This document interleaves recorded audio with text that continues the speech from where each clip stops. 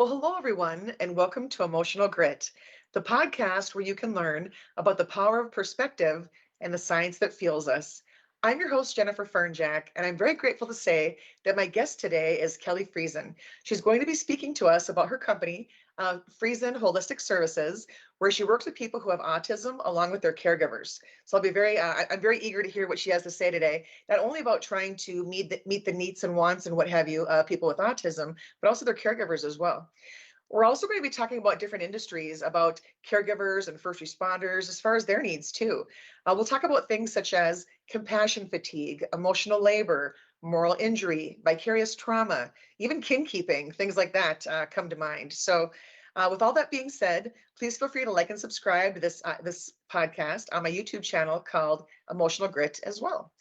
All right, well, Kelly, thank you for being here today. Well, thanks for having me. I am honored. Well, I most certainly appreciate it. So please tell people about your organization and how it got started, and just kind of what it entails for both people with autism and caregivers as well.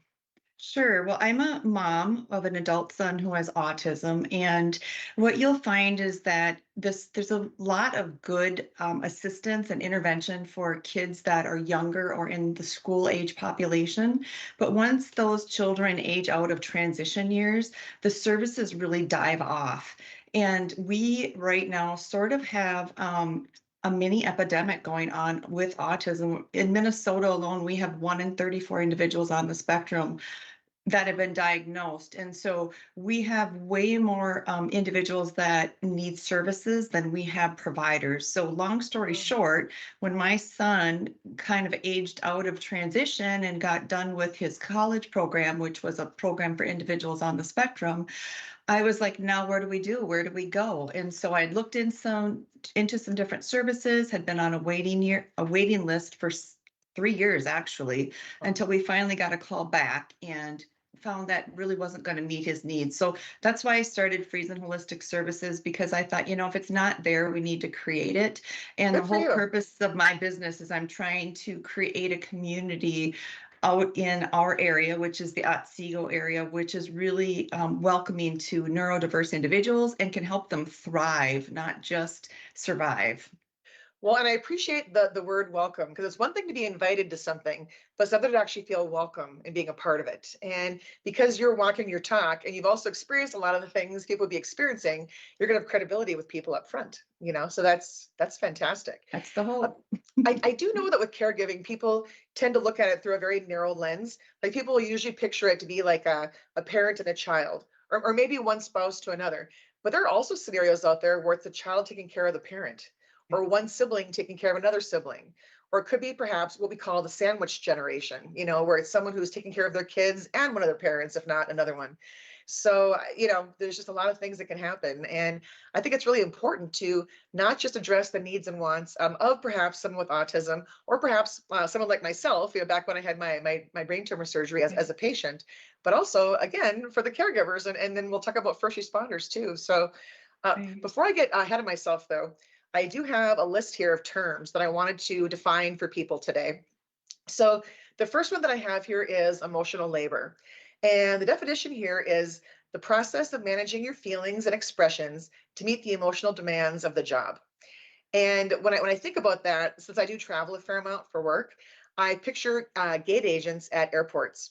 I know oftentimes they'll be on the loudspeaker saying to people, "Well, I apologize that we have to delay your flight today by an hour because of inclement weather."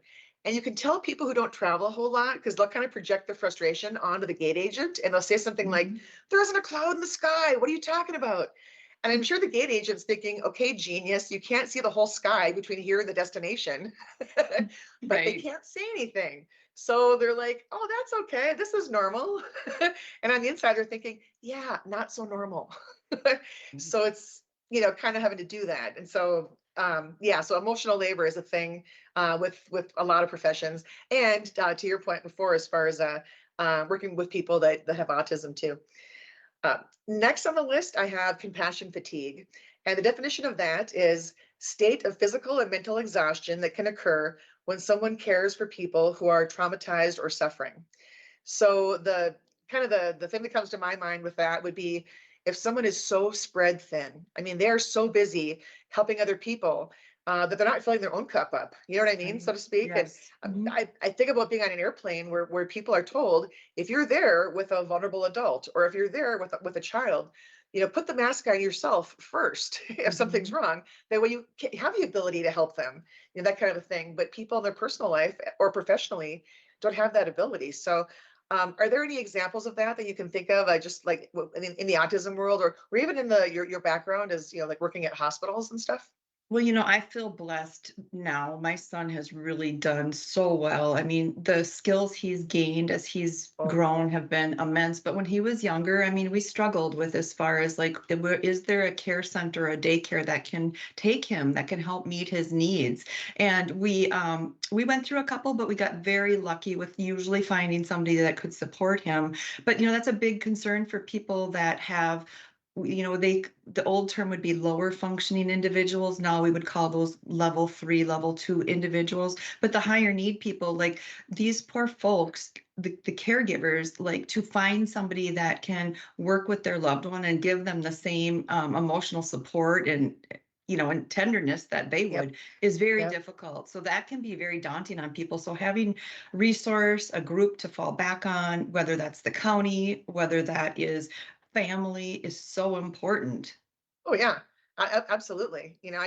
I was in a caregiving group one time where I did some public speaking, and this one person explained compassion fatigue as she goes, imagine if someone offered you $1 million, but the caveat was that you were going to have to count it.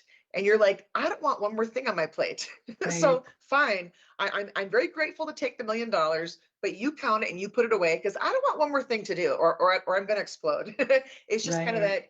that, and it's not so much that individual things carry a lot of weight per se. Sometimes it could just be the accumulation of things that Yeah, that right, collectively tip the right. scales. Yeah, So it's that one more thing. I can think of a quick story if you have a moment. When my yeah, son yeah. was younger, we had difficulty finding different programs he could participate in, and I found an autism camp.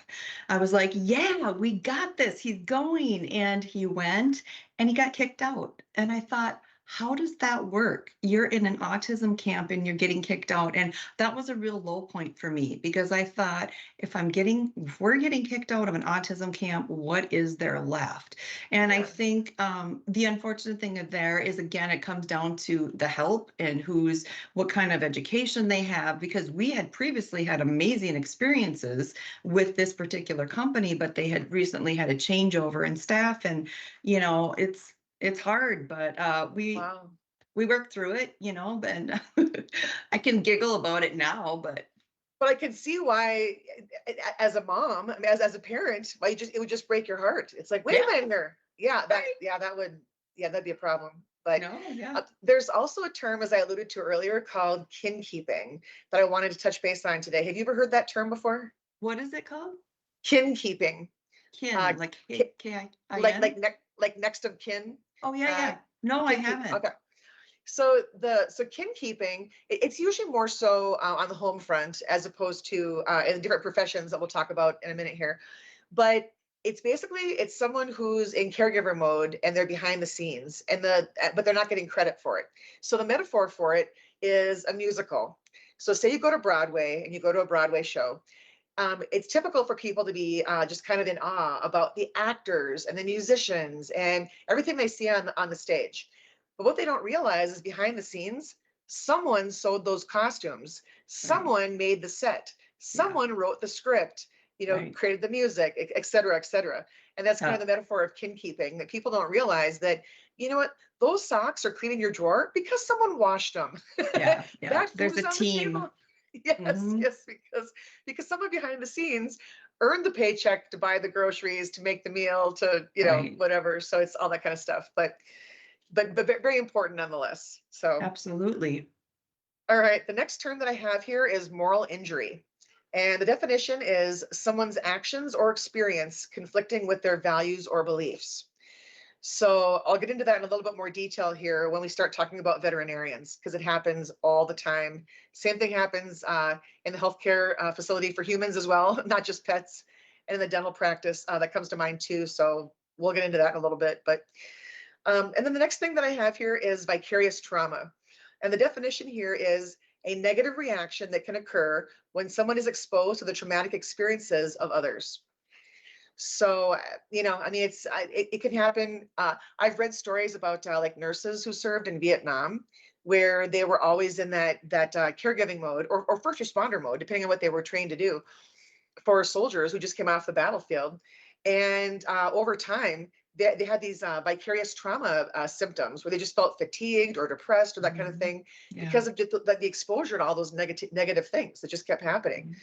So we'll get into that a little bit more here as well.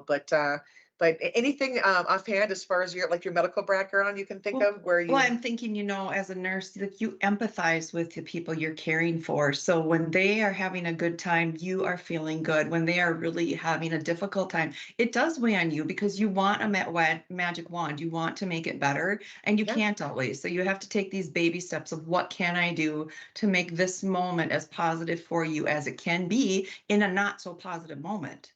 Oh yeah, yeah, absolutely. So that can wear on you personally, especially if you can relate to something. Somebody has a new diagnosis, maybe your age or your family's age, and you bring that home and you said, how is that fair? How is that fair that this person has this situation going on? Why is this happening? It's so, Yep. difficult sometimes. And so therefore I can see, because I've experienced that in different realms with my other day job. Yes, I could see that. I know when I've traveled for work, I've met people who either are currently in the healthcare industry or they used to be, but they got burned out. And so I heard stories about nurses during COVID who would go Mhm. out to their car during their lunch hour and cry.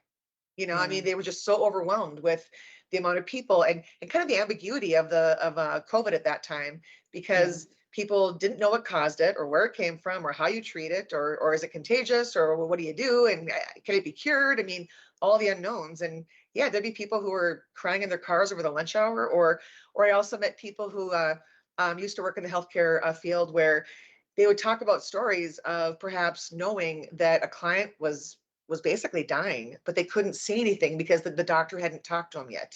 And so they're having to carry that not just in their head, but also in their heart, when they go in there and see the loved ones in there with the person, but they can't say anything yet. And so it's Right. just, it's pretty sobering, but It is, and it's a very gray line because I mean, nurses are very close to their patients and people trust nurses and yes. they'll get up into your face and say, "Tell me what you think.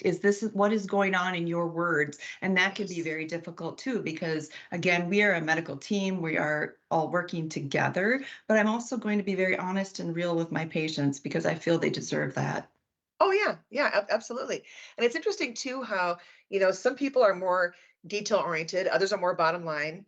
And it's kind of trying to navigate and then you throw the emotion in there as well, as far as like, Mhm. okay, well, I want to tell them this, but how do I do it? That kind Right. of thing. And Right. and, and I think part of that is the wisdom that comes with being in the role, not just memorizing facts, but the wisdom Right. that comes with experience. So Mhm.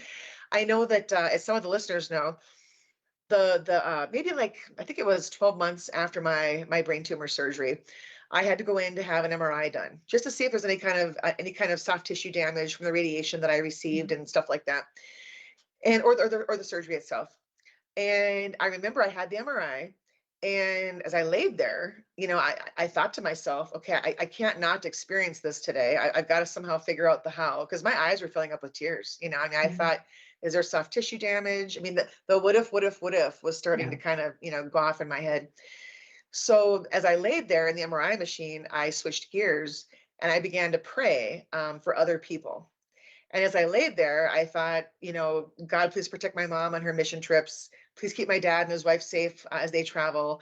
And then I went on and I'm like, I pray for my surgeon that I mean, I went beyond it. Yeah. It was also prayers of gratitude. I'm like, Yeah. thank you for the wisdom he had to remove just half the tumor and leave the other half behind because it was too dangerous to take out. And I mean, and before I knew it, the test was done. And by making it about other people, it took the focus off of me. Yeah. And then I know that the first time that I had the MRI done like that, I went from the actual machine to the nurse practitioner's office who works with the neurosurgeon a couple hours later to get the results. And as I Mhm. was sitting there, my mind began to wander again because I had no idea if I was going to get bad news that day or not. Right. And so I thought, okay, I'm not going to have this happen next year. So the next year, when I had the MRI done, and I knew I would go sit in the waiting area, I wait for the nurse practitioner. I purposely brought with me a thank you card. And on the thank you card, it was blank. I wanted to like write it in that moment when I was in the waiting area. I made it written out. I wrote it out to the nurse practitioner. I just explained something about, I'm not sure if I'm going to get good or bad news today, but I'm glad that it's coming from you. And then I gave it to her. And again, by making it about her and not me, I felt better. But telling people this, they're always kind of surprised about it. But I'm like, you know what? Don't assume that because someone's wearing a white lab coat, they're also not human. You know, Sure. they Right. deserve that kind of stuff. But all right, so the first profession that I have here that I wanted to talk about is veterinarians. Obviously, a lot of veterinarians go into their practice or their field because they love animals. You want to go there and make a difference and help animals. But unfortunately, there is a significantly higher risk of suicide in their profession because of the actual unique stressors that they have. So, for example, when you compare that to the healthcare industry for humans, at least with humans, it's most of the time it's a matter of let's do what we can to save the person. Whereas with this, I mean, sometimes it's out of compassion that the veterinarian has to say, you know what, I think it's best that we put your pet down. So you end up having to put the pet down, and after a while, I mean, just the exposure to that, not just the exposure to a pet that's in distress, and of course a human that's obviously having the emotional feelings of obviously a loss here, and how you make that decision. After a while it can become very wearing on people. Yes. And there is that term that I mentioned earlier about moral injury, where there are certain scenarios where the veterinarian might say to the person, well, I think that your dog should be put to sleep because of XYZ. And the person's like, well, no, he's gonna be fine. He's gonna be fine. I'll just take him home. And you know that the dog's not gonna be fine, but it's Right. not your decision to make, so you can't Yeah. control it. So now this dog's going home that you don't think should go home. Right. And that decision wasn't made in the dog's best interest. It was because the person made it about themselves, because it's hard to let go. There are also scenarios where the owner can't afford or can't justify paying for a surgery of some sort or some kind of a treatment. So now the pet goes home with an injury that's not going to have a good quality of life for them. Or there are scenarios where, because the person can't afford the surgery, well, now the dog's being put down because of that. When you know that things could have been different. So it's Right. that whole dichotomy of it's not your decision to make. So you can't, No. you And know, it's hard because everybody has a different lived experience because we actually do see that in healthcare too, where a physician might make a recommendation based on what knowledge they have. But if that person is coming from a different point of view, their definition of well-being and wellness might be completely different than cure or get better. And so you have to respect that because everybody's different in what their experience is, and that may be difficult for the healthcare provider, but you have to go with it. And so yep, going home, even though that might be against medical advice, might actually be what that person is feeling is best for them at the time, or their family's feeling. So yeah. it is hard. You just don't know till you've been in that person's shoes or been in that experience. Absolutely. I know when the pandemic first started, and my veterinarian clinic was still they had their essential workers that would still come into the clinic. But for me, as the consumer, I couldn't actually go in there to get my cat's prescription food. So instead, I Yeah. would have to call ahead of time, and they would then set the food outside and put it on their doorstep, and then their door was locked to get into the clinic. And so I was so grateful that here this pandemic's going on.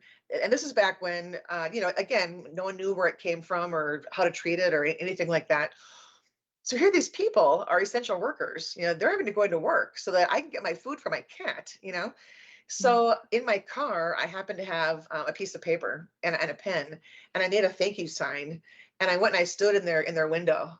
And I remember it was raining outside, and I knocked on the window, and one of the vet techs saw me, and she went like this, and she read my thank you note and began to cry.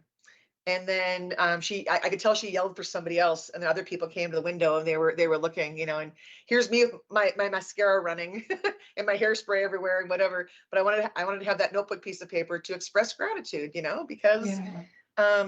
what they were doing meant a lot. So, Yes, I worked through the pandemic too in the hospital, and it's the most interesting time in my healthcare career I've ever experienced. oh, I bet. people going there to be treated and their family can't join them. Yeah, it was Um, awful.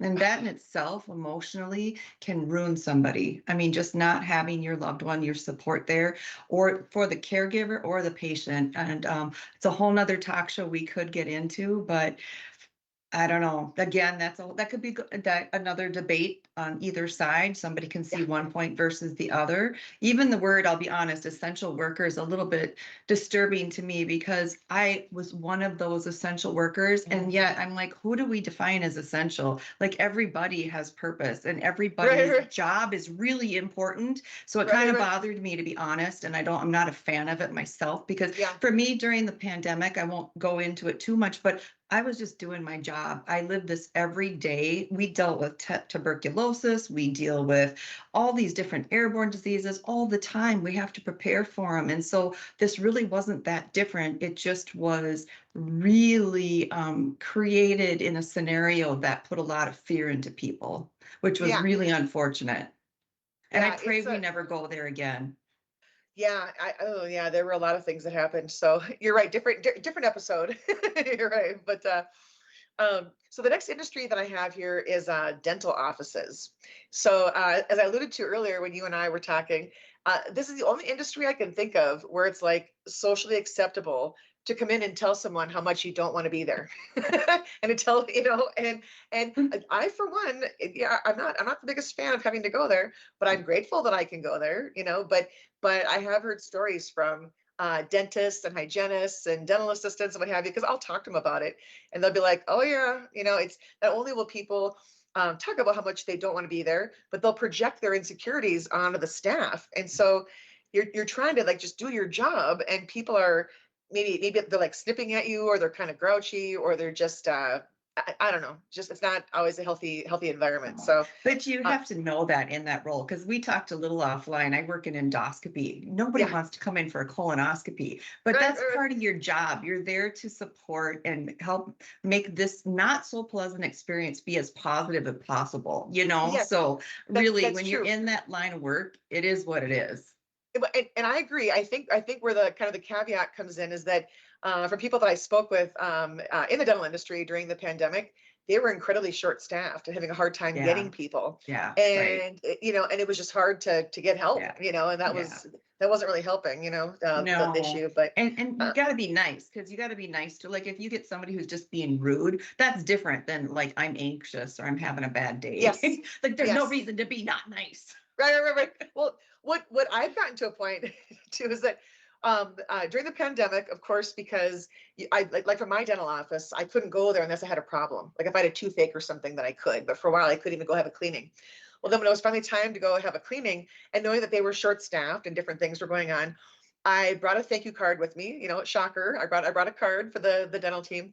And I remember I said to the dentist before I began to get like my mouth poked, I said, thank you for the opportunity to be scared today.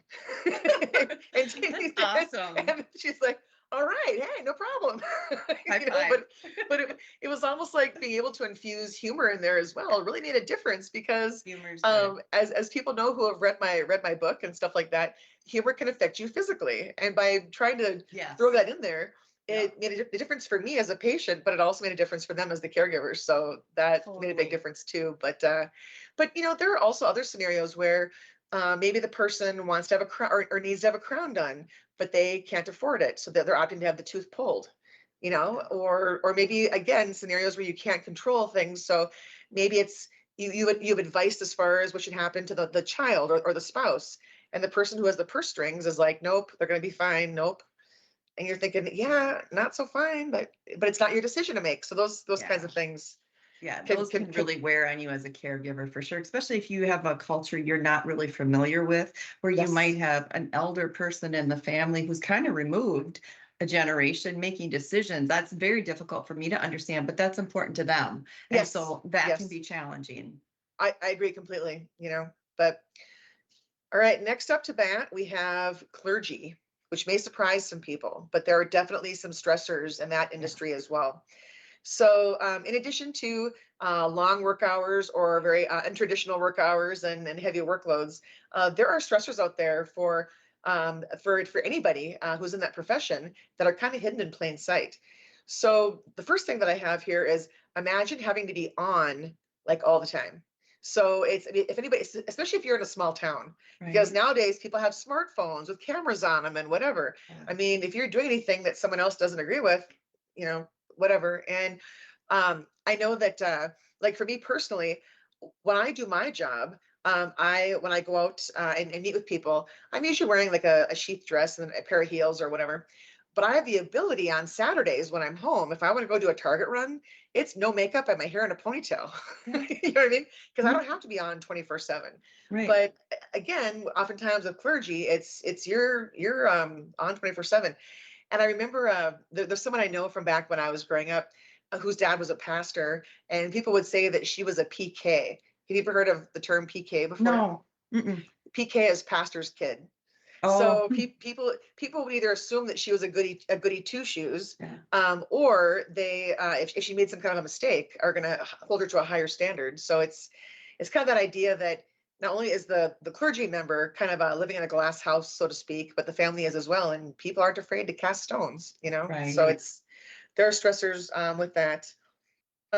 Also, it's got to be a challenge to honor the wishes of the older congregants while being open minded to the paradigm shift of younger people who Mhm. may interpret things differently or have different values now or whatever it is. And so you're kind of having to juggle that fine line of Right. how do you do this? Because at the end of the day, someone's not going to be happy, and so you've Right. got to kind of figure that out. So that can add some stress. Also, more and more people now are, especially after the pandemic, watching church services virtually. And so, oftentimes, when people aren't going there to the church physically, it can affect how much people are giving as far as like offerings, like their tithe money or whatever. I bet. And people don't realize it, but whether you're going to a church or a synagogue or some other kind of a building to worship, it's still a business. Like they still have a light bill to pay, and so there could be financial stressors now too because fewer people are there in person. Sure. This next fact that I have here kind of gave me a moment of pause, but 70% do not have someone they consider to be a close friend. And the reason why I could kind of get my head around that a little bit is because I remember years ago I worked in an office where I went from being an assistant to being promoted to the management team, and as soon as I got promoted, all of a sudden the invitations to go to lunch stopped happening. The invitations to go out for happy hour with people stopped happening. And I think it was kind of like no one wanted to make it look like they were trying to kiss up to management, whereas I'm like I thought you were my friend, you know but it's they Yeah. don't want to in terms of optics, make it look like they're trying to kiss up to somebody or whatever. But imagine being a clergy member, and in the congregation where people aren't reaching out as much as they could, personally. Sure. Yeah, that would be difficult. That's part of your support, or it Yeah, can be. yeah, absolutely.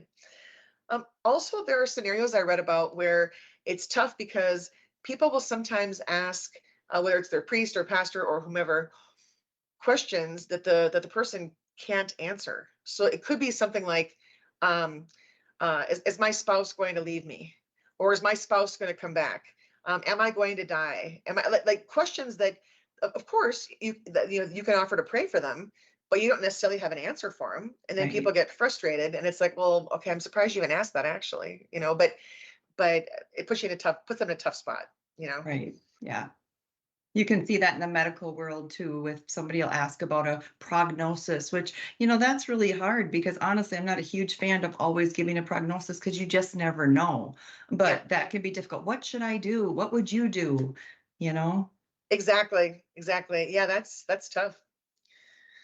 All right. And then again, circling back to the pandemic, but I think about just kind of because of the unknown, all the different restrictions that took place. So whether it was at my church or other places that I read about or heard about, there were examples of music being played, but no one was allowed to sing. Because what if you were singing and then now and someone could catch the I want to say virus, but really it was what was COVID-19 again? Was it Well, something that it is a virus. It's okay, the okay. SARS virus. Yep. Okay. Yeah. Well, that's right. It's a virus, but the vaccine's not really a vaccine, right? It's a You're right. Yeah. okay, yeah, Right. that's what I was confusing with. Yeah. Right. But but yeah, so there were scenarios where it's Yeah, should the congregants be able to sing? Should they be able to pass around an offering plate? Because now we're all touching it. What about communion? How do we do that? Should people all sit socially distanced? And you know that if a decision is made that either backfires, but there was good intent, but it backfires, or whatever, people are going to blame you for some stuff when really there was good intent. So so it's just you're put in a tough spot with that kind of stuff too. Right. Um, and then the last thing that I have noted here for clergy is that I didn't realize until I was doing my research just how many industries actually have chaplains. So, for example, there are chaplains for correctional facilities, fire and police departments, healthcare facilities, the military, the oil and gas industry, home improvement services. From what I read, the construction industry actually has one of the highest suicide rates, and I Mm. never would have guessed that. But Wow. part of it is that people sometimes, depending on the project, can be away from home, for a while. Also, it's a industry where there's an expectation that people are kind of have this tough exterior because hey, I can lift heavy things and whatever, Sure. but you still have feelings, but it's just that the idea of the emotional labor where you can't express it. So but as far as the chaplains, they're in a lot of different industries I didn't realize. And it makes you realize that, once you know that they're out there, it's the caregivers or the first responders or different people have needs too, not Oh, just the underlying absolutely. people that they're helping. Absolutely. So, Hmm. all right, next we have Good Samaritans slash aid workers.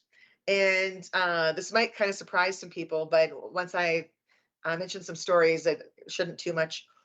But I know that years ago, my mom was in Haiti when the earthquake happened, Oh and she was boy.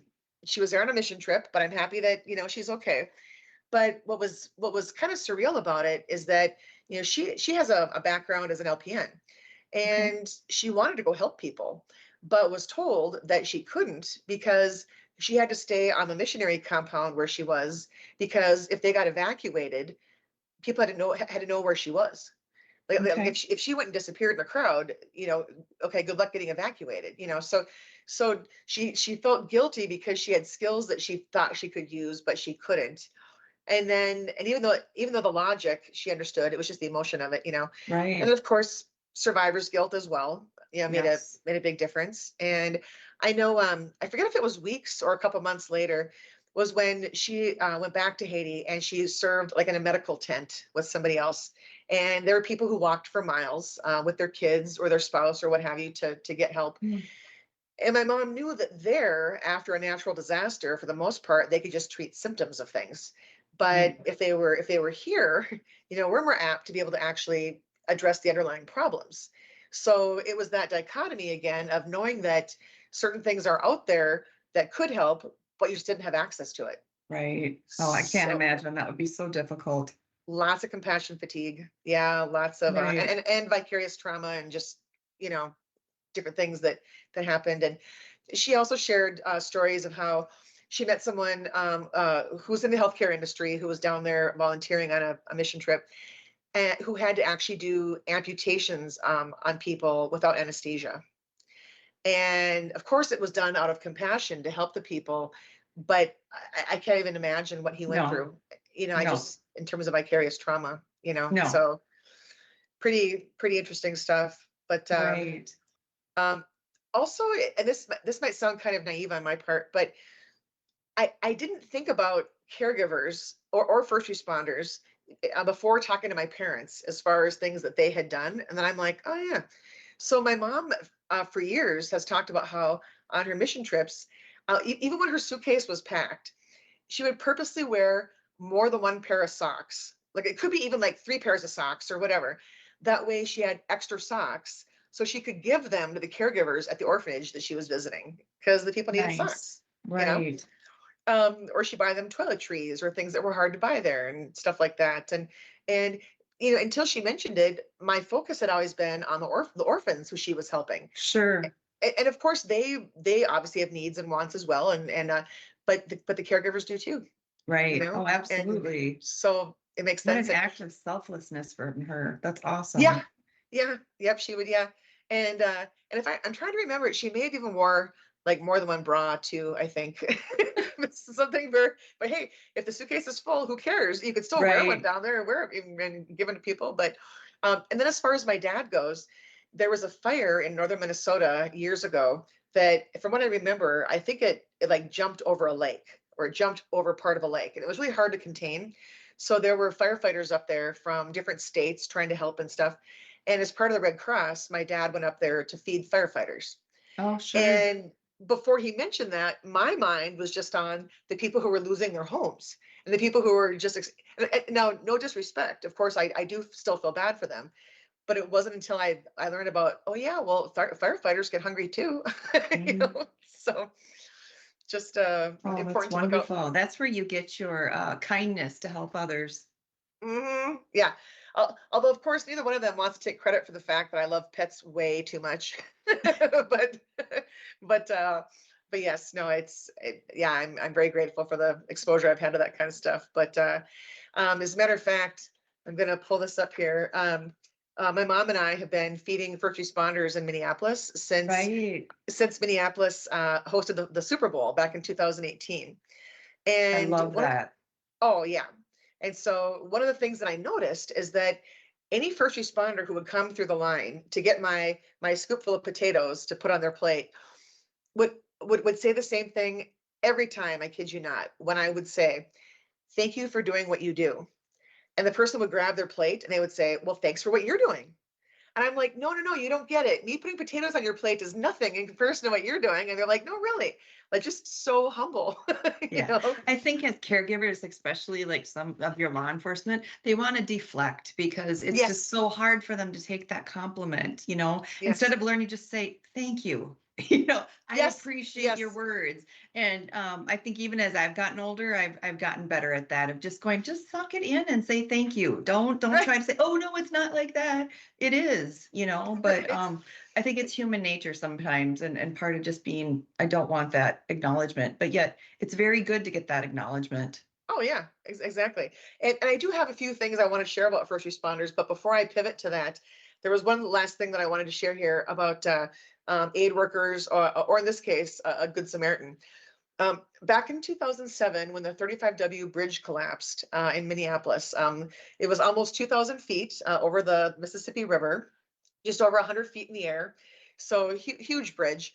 My friend Garrett Ebling was traveling over it when all of a sudden he saw a sea of taillights ahead of him, and then the cars just disappeared, and then he went down with them. I mean, it's just amazing. And Wow. he yeah, and he was on a prior episode of my podcast and was interviewed for my book as well. So I'm so grateful that he's here still. But one of the stories he shared with me that really surprised me, besides the obvious, as far as the bridge collapsing, is that when he was down in the water, so the water is now about halfway up to his shoulder. There were two good Samaritans, two total strangers that came to his aid. One of whom was going to be going to the U of M, and so the University of Minnesota's campus was pretty close. Another Mhm. guy was in town from Wisconsin, and so they didn't know each other, but they pulled over to Sure. help. And once they got close, they could tell with the Mississippi River that amongst the sea of cars that all just came off the bridge, that there was rebar sticking up and huge bits of concrete. And of course, the current Wow. is swirling around it and what have you. So these good Samaritans, uh, literally in the words that I'm of course paraphrasing of one of them, felt like they had to play God because they had to decide who to save. Mm. You know Wow. and you have people who are yelling from their cars and are panicking and what have you, and but the first responders knew that they had to actually be able to stay safe themselves or else they couldn't help Yes. anybody. Right. So somehow they managed to pull Garrett through his car window, and then one of the good Samaritans laid on the water and floated, and the other good Samaritan put Garrett on top of him, and then pulled both of them to shore. But yeah, it was, I think when most people think about the bridge collapsing and the people who died and the people who got injured, and with Garrett there were a lot of injuries, but people don't think about, well, what about the people who were there that helped? What about Right. people like these first responders and the things they Right. saw and the decisions they Yeah. had to make? Yeah. Those Like, are life-changing experiences. yes, yes, like in this Absolutely. case where the guy felt like he was having to play God, and decide who Right. to save.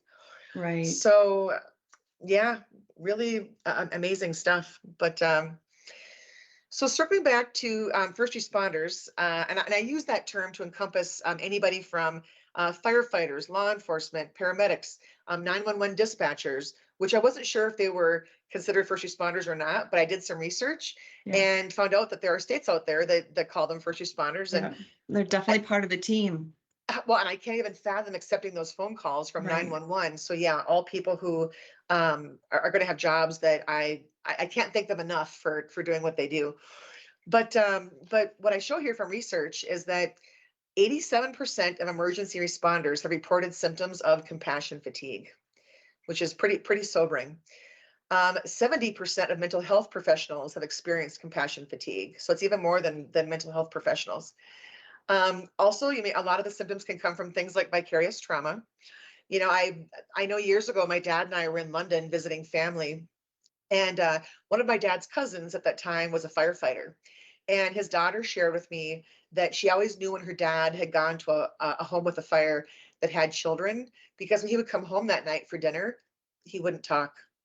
He would just sit Sure. there and he would just sit there and eat his food. And Right. she at one point asked her mom about it, and her mom had said that the dad would sometimes find kids hiding from the fire under their Yes. bed or in their Yep. closet Very or common, especially with yeah. autism. Mhm. Oh, okay, okay. So yeah, so just having to get to, you can't unsee that.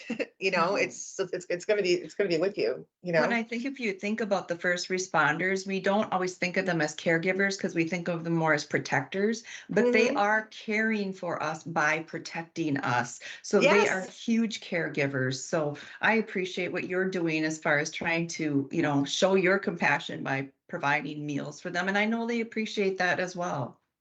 Oh yeah, it's there's a in my book I wrote about how when you do something nice for someone, you can get what's called a helper's high. Yeah, So of course the recipient benefits, but you as the person who initiates the act can feel good about it. And so absolutely. um an outside Yep, observer might think you put potatoes on someone's plate, who cares? Whereas I look at it as I got to put potatoes on the plate. Like I'm like excited about it because it's a right. way to connect. It's Yes, it's it's a way to it's a way to show expression, excuse me, a way to show gratitude when you're not sure how to do it. You know what I mean? sure. Like you want to, but Yeah, you're not sure how. yeah, So it's an act of service. yeah. So I wanted to read an excerpt from my book about what happened to a first responder on 9/11 because it carries a lot of weight as far as the idea of vicarious trauma and compassion fatigue and emotional labor, all tied together. Basically, it's a friend of mine who I used to work with. Her husband was there as a police officer on 9/11, so at Ground Zero. So I'm going to go ahead and read this. All right, I spoke with an officer of the NYPD whose first day on the job was 9/11. Raised in Haiti, he moved there when he was 19. After serving as an emergency medical technician or an EMT, he became a paramedic. As part of his tenure, he worked with police on a regular basis. A number of them suggested that he become a police officer, so he started the classroom and field training on July 2nd of 2001. Weeks later, on September 11th, 2001, he was supposed to have more classroom training as part of the 6-month program. That morning, he went to the police headquarters at One Police Plaza to get his new ID and to show that he was a member of the police academy. As he walked out of the building, the first airplane hit the World Trade Center, just a few blocks away. He heard the sounds of the loud jet engine, but hadn't known what it was. As he made the 10-minute drive back to the police academy, he turned on the radio.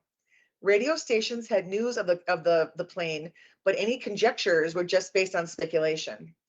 As soon as he got to the academy, he and the other recruits had to stand in formation on the muster deck for instructions.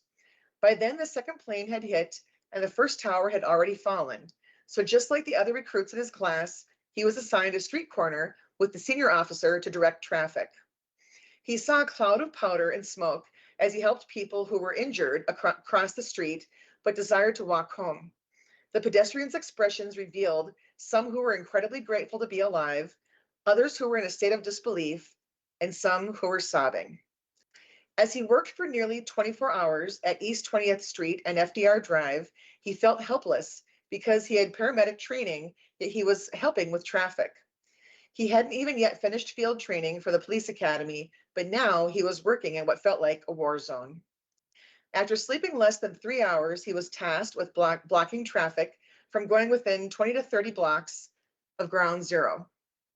He also had to escort people who were stuck north of Canal Street by walking them home to get what they needed and then leaving again. They couldn't stay because it was deemed to be a crime scene. Some of the apartments had white powder and debris in them, including remains that needed to be taken to a morgue. Most of the time, he wasn't just escorting people, he was actually having to be strong for them as they cried at the sight of their homes. Plus, no one knew when they could go home again. He was shocked and in disbelief, but couldn't show it.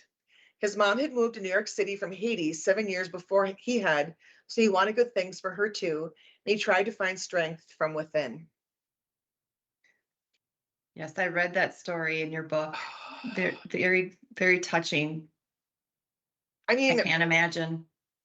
I can't get my head around it, No, you I know? think the closest I can get to that is when we had the riots down in Minneapolis. I have a good friend whose husband is a firefighter, and the stories she would share about how he came home and he felt just going through that stress. You or is sort of in a war zone. And so you Yeah. turn that piece of you're trying to care for somebody, you're trying to help, and then you get negative vibes coming your way. And that puts a lot of stress on the caregiver or the first responder, as you would in that case. But Oh, yeah. we've just got to be so, I think we need to all be more aware when with our first responders, what they're dealing with on a regular basis, because until you walk in their shoes, you just don't get it. And they do need the care just as much as you and I do. Oh, yeah. Yeah. Completely. I agree.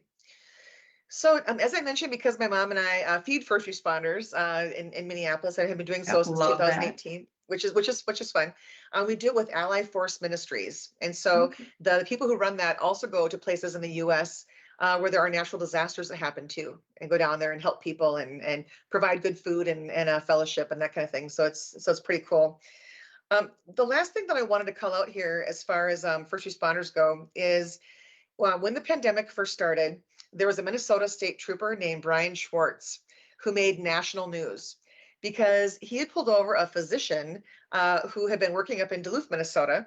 And for listeners who don't know, that's up by Lake Superior. Yeah. But and she was coming down to Minneapolis, and she was speeding. So he pulls her over for speeding. Well, when he pulled her over and was asking for ID, he then takes it and goes back to his car. Well, when he was walking back to her car, she thought he was doing it to give her a ticket. And he did give her a stern warning about speeding. But what he gave her wasn't a ticket. He actually gave her N95 masks that were meant for him. Oh, wow. And this was back when they were in short Yep. supply. Yep. I And remember that. We used our yep, mask over and over. yes, they were in short supply, and he gave them to her. And I want to read here. There was a quote from her online that, of course, went viral. And again, the story made national news. So she said, "This complete stranger who owed me nothing and is more on the front lines than I am, shared his precious masks with me without me even asking." Wow. Yeah, Yeah, that is just amazing. yeah, really, really cool stuff. And I met him years later and thanked him for what he did. Right. And again, of course, there is that humility, or Yeah. not humility, being Yeah. humble, Yeah. where he was just like, well, I just did what I thought was right. And I'm like, Right. yeah, but you don't realize how cool it is. Yeah. And I'm sure the impact that had on that physician, in a Oh, yeah. time where things were so upside down, that human compassion was still there. Yes, yes, absolutely. The last profession that I did some research on here is morticians. Ooh. And that might sound kind of a little bit like, okay, Jen, that's random, but I'm being totally legit. When people think about morticians or funeral directors, I'll call them morticians going forward. People tend to think about the stressors solely as it relates to working with the deceased, but there are also stressors as far as interacting with the living. Yeah. The So family is important in that. yep, yep. So you've got family members coming in who are in denial or disbelief or are angry that their loved one is passing away, or they're crushed and they're sobbing and what have you. So you're also having to be strong for them, Yeah. but at the same time too, it can be pretty sobering because of different reasons why people pass away. I mean, not everybody dies of old age. I mean, they No. could have people on their table that they're now having to embalm or Yeah. just work with who maybe died by suicide or by accident, or it was a Right. murder, or it was a child. And it Yes. it can be a lot, I'm so sure. And then I met someone who used to be a mortician, and he has since changed industries. But he talked about how, especially in a small town, oftentimes you're working with people who you know, or who you knew. Sure. So he shared about how just kind of sobering it was when he, on his table, getting ready to embalm the person. It was his beloved math teacher, from when he was growing up, who was there. He also shared stories about how, after a natural disaster, I think it might have been Hurricane Katrina, came to their town, how he had to go help identify bodies. And, Mm. and he said that sometimes the bodies were so bloated, or different things were happening, that you couldn't even recognize the person, Oh, initially, geez. until there were other things that took place, like dental records and different things happening. Right. But you can't unsee that, you No. know. He also had a few people over the years who called him and committed suicide while he was on the phone. Oh, my goodness. Yeah, and said, like, like, be prepared to come get me, and yeah, and then Ooh. yeah. So again, I mean, it's one of those things where going into the profession, that it's going to be tough, but you sometimes it's yeah, it's again, it's collectively things that happen, or some things are going to carry more weight than others. But he talked about how he had to just really kind of become detached. I mean, he had to Yeah. really take his emotions, put them over here, and just be detached. And so the problem with that, though, is it also carried over into the home, Oh, sure. and how it affected his marriage. It affected, just kind of his life with his kids. He was just kind of like this, just kind of in zombie mode, you know. Yeah. So Yeah, it's that's a just survival technique, but that's not one to have. You have to work through that with a medical professional or a health professional because that can be very difficult. Oh yeah, yeah. Well, and I know, and again, this was during the pandemic, but I'm just trying to give us an example of how they had to pivot as well. Yeah. There were funerals that I either heard about from someone who Yeah. attended them, or I read about them online, where, because the people who wanted to go show support of the family Yeah. when someone passed away weren't allowed to come into the funeral home. So oftentimes it would be like a Zoom funeral, like Yeah. a virtual one, where people would be in their cars in the parking lot of the chapel. They would then watch the service on their phones, and the family would be in the chapel with the Yeah. with the with the with the deceased, or the decedent, but all those pews are empty. Yeah. So No, I know. normally, Yeah. I heard too many stories like that. It's in personal stories too. I know of that. And again, I hope we never go there. yes. And so what would happen then at the end of the service is that then the cars would drive, like a drive-through almost. They would Yeah. drive by the door of the chapel, and the family would stand there and kind of wave. Yeah. And so that industry obviously had to pivot quite a bit too. But um, the other story that I heard during COVID that just kind of blew my mind is that in Clear Lake, Iowa, which I was there last year, there's still the surf ballroom that looks just like it did back in the 50s, I guess. And that's the last venue where Richie Valens, Buddy Holly, and the Big Bopper performed before their airplane crash that Oh night. boy. And yeah, and so the ballroom is still there, and it's still, you walk in there, you feel like usually they're wearing a poodle skirt, kind of a thing. But I met someone who's worked there for decades, and he told me that during the pandemic, a lot of the churches and different places were closed. But I'm not sure why the ballroom was able to stay open. It must have been because it was like deemed to be okay to have like just this one place open in this regard. But there's a marquee outside the building that would usually show who's performing there to this day, because there's still a little stage in there and stuff. Well, there were stories of locals who wouldn't read the marquee. They would just want to go to the ballroom, like to get a burger or something. I don't know. They would walk in and then be surprised when they would see a coffin on the stage, not knowing that it was somebody's wake, or was going to be for Mm. somebody's funeral, Oh. because they didn't read the marquee outside. And so, Oops. so, so it's like that wouldn't normally Sorry happen. for laughing, but Yeah. So it's like what? So, anything it's for just company. yeah, just kind of crazy. But yeah, just the whole idea with morticians is, it's not just the Yeah. um emotional labor, or Yeah. the Yeah. compassion fatigue, or different things of working with the Yeah. decedents, but it's also the loved ones of those Yeah. people who you have to kind of work with as well. you Yeah, know. death brings out the worst in people, so I do understand that family as far as emotions and relationships can go. Yeah. Like as far as you, like with your background working in the hospital, like what's your experience been as far as if someone's terminally ill, or whatever's going on with them, but it's like kind of toward the end.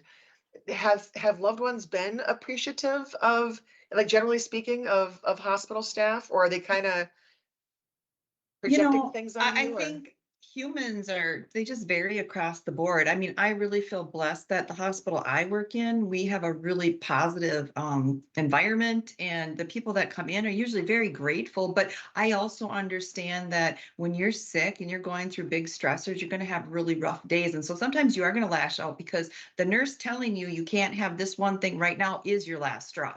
And Yeah. I don't want to hear that because the other nurse said this or the doctor said that. So, you kind of have to Yeah. roll with that. But for the most Yeah. part, people are appreciative. And Mhm. even if they are a little bit more angry, you sort of have to, again, because as a mom of somebody with autism, I'm also on that other side as not the caregiver, but the recipient, Yeah. not for myself, but providing services for my son. So I understand, I get the frustration, and you still have to be kind and respectful, even when you're like, that's not the answer I wanted to hear. Right.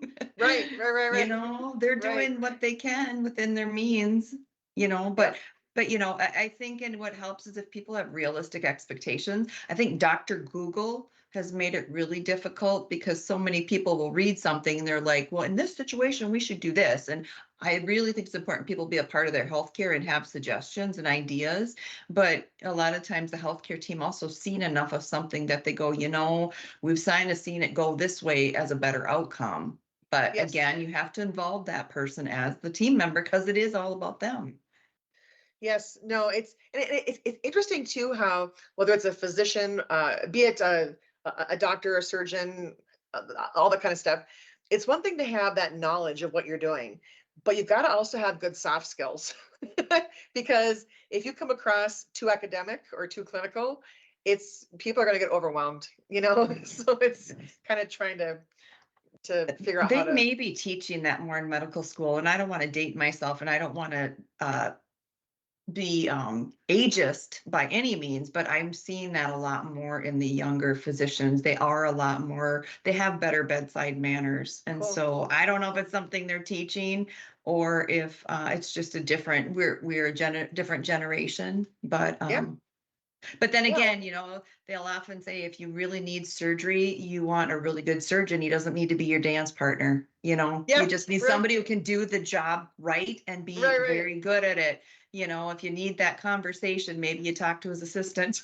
Right, right, right, right. Yeah. Well, But so and that's a good point, in that medical teams can kind of complement each other, yes, absolutely. and bring different things to the table. Yep. Yep. It So might be that the one person has a great skill and the other one has the soft skills to help you understand what they're trying to say. there you go. There you go. So I wanted to close things out by having a list of ways that people can help caregivers and first responders. Like, what are some ways that people can kind of give back, or kind of express gratitude? The first thing that I have listed here is post a good review online. The reason why I say that is because people oftentimes only speak up when something is negative, but speak up when things are positive too. Sure. That kind Sure. of thing. And then, as I gave examples of earlier, don't be afraid to give a thank you card in person. Hmm. People don't expect them, especially this day and age of text messaging and emails, to have an Hmm. actual card where you took the time to buy it and write it out. Right. Carries a lot of weight. Um, Also, don't just think, whether it's the dentist or the doctor or the veterinarian or the first responder, or whomever, but also thank their assistant. Yeah. Thank their spouse. I mean, Right. I've met spouses before, first responders, where I'm like, you know what? I can't even fathom when your spouse goes to work every day and you're not sure if he or she is going to come home, what that must be like. And people are usually pleasantly surprised, when you have the presence of mind to express gratitude for them as well. Sure. Yeah. Um, so that's really important. Also, or like refer people to whatever the business is, kind of help it for as a thank you. Also, this idea might seem kind of crazy, but I think it's a good one. If you Google like random holidays, there are holidays out there that have different reasons to reach out to your doctor, your dentist, your vet, your fireman, whatever. It could be like National Fireman's Day or Sure. National Pet Day or whatever. And there's a bunch of holidays out there that people don't even think about. That'd be kind of a good excuse if you Sure. want to reach out. So Yeah. another thing would be possibly to like make a donation, like make a Mm. donation someplace. So, be it to your place of worship, and then maybe say in honor of I want to express gratitude for XYZ, that kind of thing. Uh, Also, making a donation to a school district if you want to say thank you for a teacher. I Right. know a lot of teachers right now are stressed out, so Right. showing gratitude for them as well would And carry a lot of weight. speaking of teachers, like when working with my son's team, the autism teachers get a lot of the credit for how the program can run, but it's really I mean, they're wonderful, but in addition, the paraprofessionals are the ones that are right there with your child or your loved Yes, ones, and they don't get enough credit. So right. shout out to y'all. I appreciate y'all. And the autism teachers are great too. Don't get me wrong. I appreciate it. But I feel like the behind the scenes paras don't get enough. So Yeah. So it's kind of the whole idea of thank who you think you should thank, but also thank who you think might be hidden in plain sight. sure. Right. And I say that because there's a clip of a speech that I gave that's on my YouTube channel and on my website, where I talked about how at the part of the pandemic at the very beginning, when we were still allowed to go to grocery stores, but keep your distance and wear a mask and what have you. And how the first time I walked into a store, I wasn't sure what to expect. So I noticed that there was still like the easy music listening playing, that the store would always play, but that people were kind of all like pushing their carts and looking around and like not sure what to do and what have you. And I thought, okay, I'm only going to be here for a matter of minutes. And I thought, but that guy behind the meat counter who's cutting meat over there, he's going to be here for his whole shift and maybe even tomorrow and the next day. And Mhm. I thought, I bet you in a grocery store, if someone even bothers to say thank you, which I think we should more than people do, they're more apt to thank the manager or maybe thank Right. the cashier because that's who they're interacting with as they're checking Yeah. out.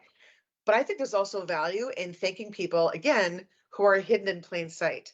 So Sure. I thanked the guy who was cutting the meat, the guy who was mopping the floor, stocking the shelves, the guy who Yeah. was going to go plow the parking lot, Yeah. whatever. It's and just to see these, I mean, people were wearing masks, but I could still tell by their eyes that they were smiling Sure. because they're used to being kind of hidden in plain sight. And I'm like, you know what? That might be your normal, but not today you know. And it was interesting how not only did it put a spring in their step, but as I drove home, my heart was just bursting with gratitude, Sure. Sure. and feeling good for doing that. But and then the last thing that I have here is actually two things that I have here as far as things you can do for caregivers or first responders. One of them is encouraging little kids to color or draw pictures. So I know, like when the Super Bowl was going on, and I was feeding first responders at each of the tables where people were eating, there were like pictures where little kids tried to like draw a fire truck, or they Oh, tried to how draw, or adorable. they were yeah, they were I like love that. yeah, and there was one picture where a little kid drew a police officer and his cat because the police officer had saved the cat from Oh, something, sure. whatever. So it's a great way to show too that it's that younger people, like little kids, are also grateful for what people do. So For there's that. sure. And then just kind of the last thing that I have here is what I mentioned earlier as far as for caregivers and first responders, metaphorically speaking, let them know that it's okay to put their mask on first. Just as that's literally okay on an airplane. It's okay if you make yourself a priority in different ways. It doesn't mean that you're saying other people aren't important. It just means Yeah. that you're important as well. So Right. it's something that an outside observer could either offer to do something for someone or offer to do like a secondary task for them. Maybe it could be so you can go run your errands. I'll watch your kids for you, For or whatever. sure. You know, Absolutely. um, And that all makes such a big difference in the life of somebody who feels like they're limited or strapped for mhm. resources. Or something such as like, don't say to someone, "Hey, if you want, I'll go do a Target run for you," because they're not going to want to put you out. What you could say instead is, "Hey, you know what? I'm going to be going to Target this afternoon. While I'm there, should I get anything for you?" Right. Because now you're already going, and they're not Right. imposing. They're more apt to let you do it. Sure. So, All but great ideas. oh yeah. So anything that you want to close out with as far as whether it's information from your business or information from the healthcare industry or different pointers in general Well, for just caregivers or I guess when first I think responders? about, just to share a little bit about the business, when I do work with individuals, I'm not just working with the individual who has autism. The reason my company is called Holistic is because I do look at the big picture, which is the family and everybody that is providing the care for this loved one. Because when they're not well, it affects the child, and when they're doing well, really well, it's all a domino effect. So Oh yeah. it really does need to be looked at as an entire unit. So yeah, I enjoy it, and I personally am jazzed about it and really love. Again, how you say you feel good when you give others uh, acts of kindness and Mhm. gratitude. That's how I feel when I feel like I'm providing services for somebody with Good, autism and is looking for that support. So it's good. my passion. I enjoy it, and hope for it to be my full-time job in the very near future. That's fantastic. If Yeah. people want more information on your firm, is there a Yeah. website or a Absolutely. You can reach me and get more information at kellyfriesen.com. That's Friesen, kellyfriesen.com. There's also a little tab that you can ask a question. It says, let's connect, and you can put in your information, your email, and I'll get back to you within 24 to 48 hours. Even if it's just a question, I'm happy to share resources. perfect? Well, I do, for my part, how we're closing things out here. I want to use my bottle of flavored water here. We're going to pretend that it's like a champagne glass for a toast, because I I've want got to. mine. All right, I want to make a toast to caregivers and first responders. So, for all that you've done, all that all that you do, and all that you will do, thank you. Your acts of kindness have not gone unnoticed. Cheers. Thank you, Jennifer. Cheers. All right. And to those of you who are listeners, thank you so much for being with us today. And again, please feel free to subscribe and like my podcast on YouTube at Emotional Grit. Thanks, everyone. Thank you.